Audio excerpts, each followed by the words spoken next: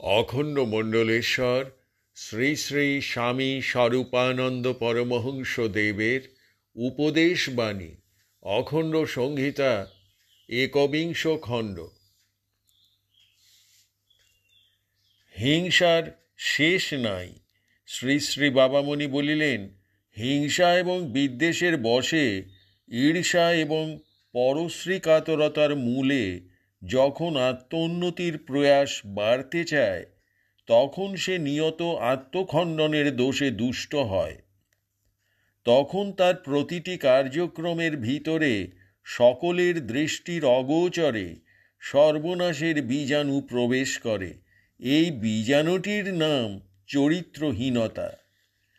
ঈশ্বরে অবিশ্বাসের নাম আছে, একটির নাম বিদ্বেষ, অপরটির নাম হিংসা। ঈশ্বরে অবিশ্বাসের এরা দুটি উগ্র মূর্তি। বিদ্বেষ নিজেই উগ্র, হিংসা উগ্রতর। যা চাই বলে মনে করছো হিংসা ও বিদ্বেষ, তা তোমার করতলগতভাবে করে দিলেও দিতে পারে, কিন্তু তারপরে সময় মতো দেখে অবাক হবে যে পরশুরামের কুঠারের মতো চারিত্রিক দুর্বলতা তোমার সারা অঙ্গে সেঁটে বসে আছে। জোঁকের মতোই সে তোমাকে ধরে রেখেছে, কিন্তু এমন কোনো চুন তোমার হাতে নেই, অথবা এত চুন তোমার নেই যে সর্বাঙ্গব্যাপী এই অনাচারের কৃষ্ণকায় প্রেতগুলিকে অঙ্গছাড়া করতে পারো।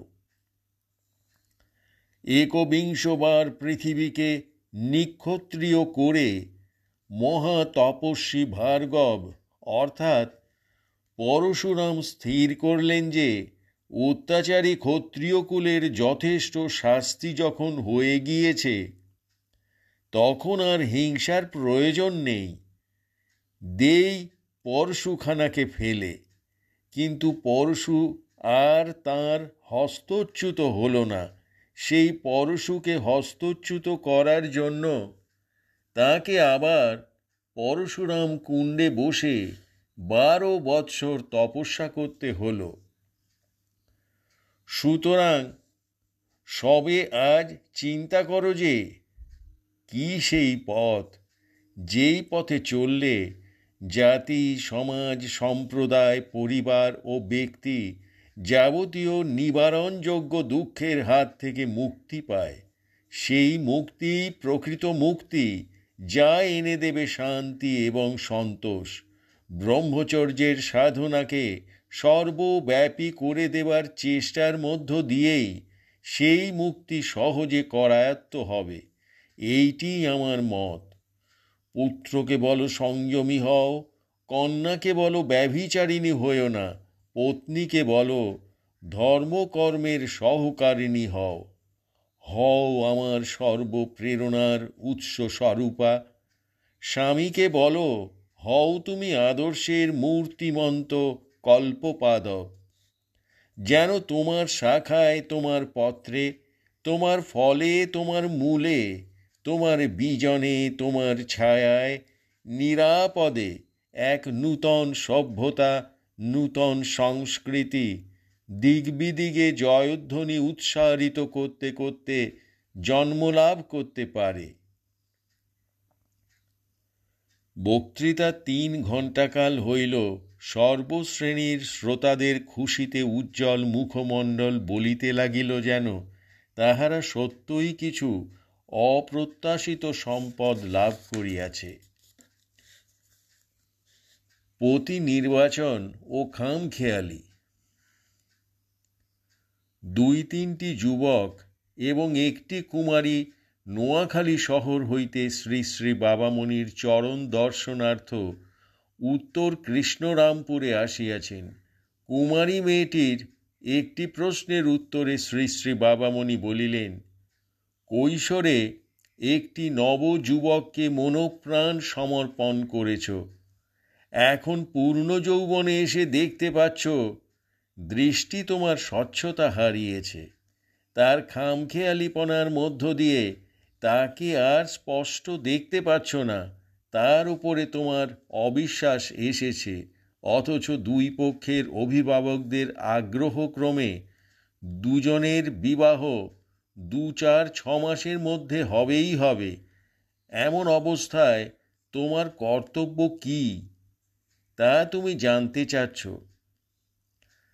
ভাবি বর যদি সত্য সত্যই বিশ্বাসের অযোগ্য হয়, তার অতীতের আবেগ ও উচ্ছ্বাস যদি প্রকৃতই অভিনয় হয়ে থাকে, সে যদি তার জীবনের আর 10টা খামখেয়ালির মতনই তোমার মনকে জয় করার চেষ্টাতে খামখেয়ালি করতে থাকে, তার অসততা সম্পর্কে তোমার যদি সন্দেহের লেশমাত্রও না থেকে থাকে, তুমি যদি কল্পনার প্রাবল্যে তাকে ভুল না বুঝে থাকো, তাহলে তোমার কর্তব্য হবে সবলে নিজেকে এইরূপ বিবাহের সম্ভাবনা থেকে দূরে সরিয়ে আনা এবং নিজের জীবন পথে নিজে নির্ভয়ে অবিচলিত বিক্রমে চলবার জন্য সাহস করে নেমে পড়া।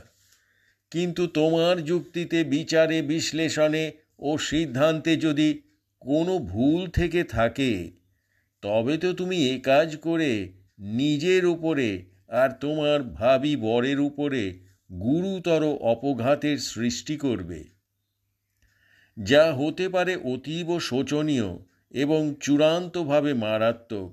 সুতরাং হঠাৎ সিদ্ধান্ত গ্রহণ করা চলবে না। ঈশ্বর সাধনায় মগ্ন হয়ে যাও মা। পরমেশ্বর তোমার অন্তরে শুদ্ধ বিবেক রূপে কি নির্দেশ দেন, সেইটি শোনবার জন্য অহর্নিশ কান পেতে থাকো।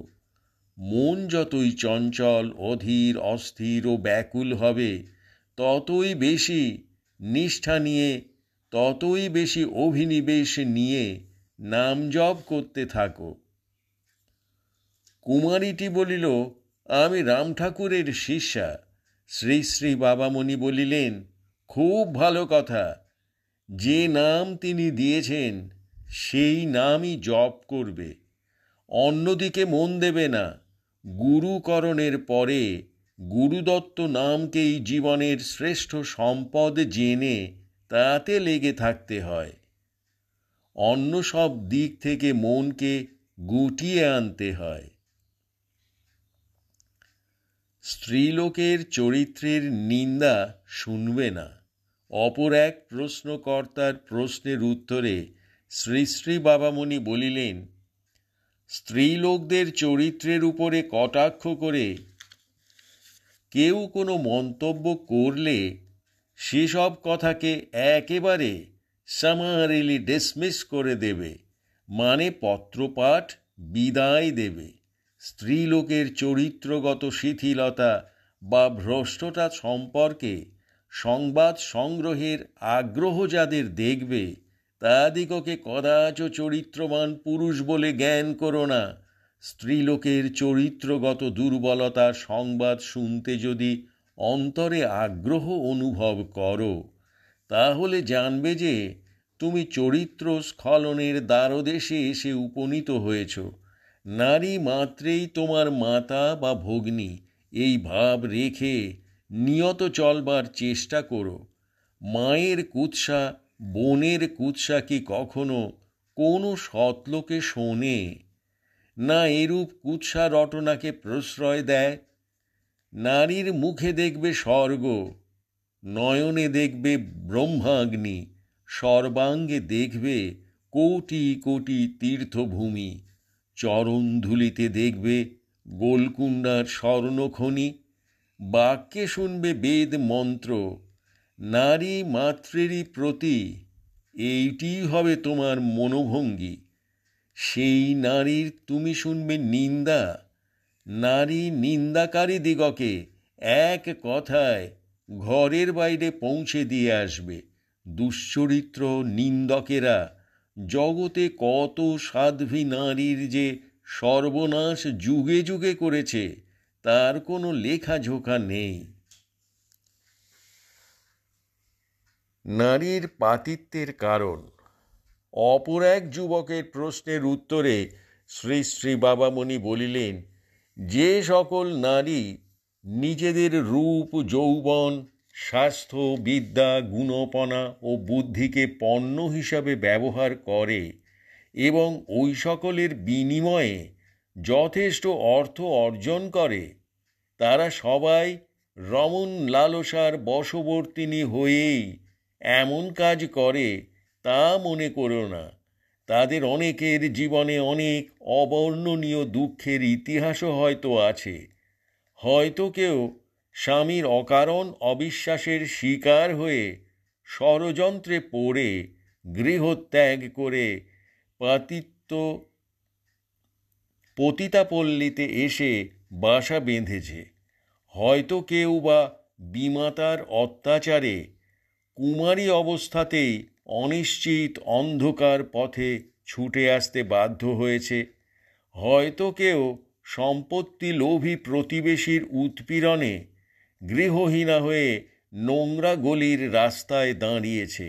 হয়তো বা কেউ পরোপকার করতে গিয়ে বুদ্ধির অপূর্ণতার দরুন বিপদে পড়ে গেছে, আর তারপরে শিকারীর জাল ছিঁড়তে না পেরে কুস্থানেই পড়ে রয়েছে গোবর গাদায় পদ্ম ফুলের মতো। এত সব করুণ ইতিহাস যাদের জীবনে, তাদের প্রতি মানবিক বুদ্ধি সম্পন্ন ব্যক্তিমাত্রেরই মনের একটা গোপন সহানুভূতি সর্বসময়ই কাজ করে থাকে। এই সহানুভূতি অতীব গভীর হওয়ারই ফলে কোনো কোনো ইসলাম ধর্মাবলম্বীর উদার পুরুষ পতিতাপল্লীতে ভালো মেয়ে কাউকে পেলে নিঃসংকোচে বিবাহিতা স্ত্রী রূপে এনে গৃহিণী রূপে স্বগৃহে প্রতিষ্ঠাও করেছেন। তাদের সমাজ উদার মনে এই আচরণকে সমর্থনও করেছেন। তাদের ধর্মের বিশ্বালিঙ্গনকারী প্রেম এ কাজে তাদের বাধা না দিয়ে সাহায্য করেছে। কিন্তু দুর্বল চিত্ত যুবকের পক্ষে এই সহানুভূতি, এই মানবিক বিবেচনা, এই দয়াদ্র কোমল মনোভঙ্গি বিপদের কারণ হয়েছে। কুবন্ধুরা যুবকদিগকে এইসব মেয়েদের প্রতি আকর্ষণ করে নেবার জন্য অনেক রকম চেষ্টা করে এবং তাতে সবচেয়ে বেশি সফল হয় তখন যখন নিষ্কলুষ যুবকের মনের স্বাভাবিক সহানুভূতি প্রবণতাকে তারা বগল দাবা করে নিতে সমর্থ হয়। কুবন্ধুরা যেভাবে প্ররোচিত করে তাও বিচিত্র। বলে, জানলি ভাই, একটি খুব ভালো মেয়ে আছে, এত মিষ্টি, এত ঠান্ডা যে দেখলে প্রাণ জুড়ায়। চমৎকার এক প্রলোভন। বলে, দুদিন মেশামেশি করলেই দেখবি মুখশ্রী কেবল চমৎকার নয়, মনটিও কেমন সুন্দর, কেমন সরস, কেমন সোহাগ মাখা নবনীর মতন মধুর। দৈবাত আমি দেখেছি, তুই দেখতে পেলি না। প্রলোভন আরও প্রগাঢ় হয়। বলে, জানিস মেয়েটি কত দুঃখী। মা ছিল না, বিমাতার ঘর। বাপও পালিয়েছে, বিপিতার ঘর। বিমাতা আর বিপিতা এমন অত্যাচার শুরু করে দিলে যে প্রাণ ভয়ে বেচারি এসে যেখানে মাথা গুঁজবার ঠাঁই পেল সেখানেই ঢুকে পড়ল। সহানুভূতির যোগ্য পাত্রী, কিন্তু দামি জিনিস। একবারটি যদি তাকে দেখতে পাস তাহলে তুই স্নেহে, আদরে, ভালোবাসায় পাগল হয়ে যাবি। আর যাও কোথা? জালে বাঁধা পড়ে গেলে। একবার জালে আটক পড়েছ তো তোমারই একদিন কি শিকারেরই একদিন। না, তোমাকে সতর্ক থাকতে হবে। জালে তুমি পড়বে না, কিছুতেই পড়বে না। গণিকার দালাল। শ্রী শ্রী বাবামণি বলিলেন, কে কোন স্বার্থের দায়ে অথবা কে কোন পরহিত বুদ্ধির তাড়নায় পড়ে উদয়োন্মুখ যুবকদের ডেকে ডেকে নিয়ে গণিকাপল্লীর মেয়েদের সঙ্গে পরিচয় করিয়ে দেয়, সেই বিষয়টা বড়ই রহস্যাবৃত এবং সম্ভবত চিরকালই অনুদ্ঘাটিত থাকবে, কিন্তু এদের সংখ্যা যে নগণ্য নয় বরং অগণ্য, এ কথাটি স্বীকার করতেই হবে।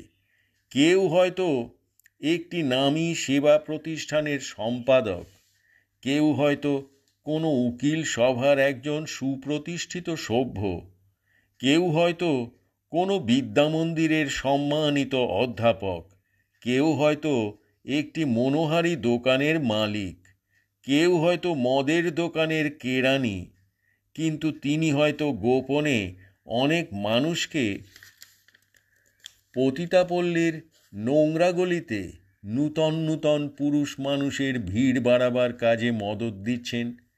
কেন দিচ্ছেন কেউ জানে না, কিন্তু দিচ্ছেন। অবস্থাটা যখন এইরূপ ভয়ানক, তখন তোমাদের পক্ষে সতর্কতার যে কত বেশি প্রয়োজন সে কথা আবার স্পষ্টতর করে বলার কি কোনো আবশ্যকতা আছে? অত্যধিক সতর্কতার প্রয়োজনীয়তাটা কি নিজে নিজেই বুঝতে পারছো না?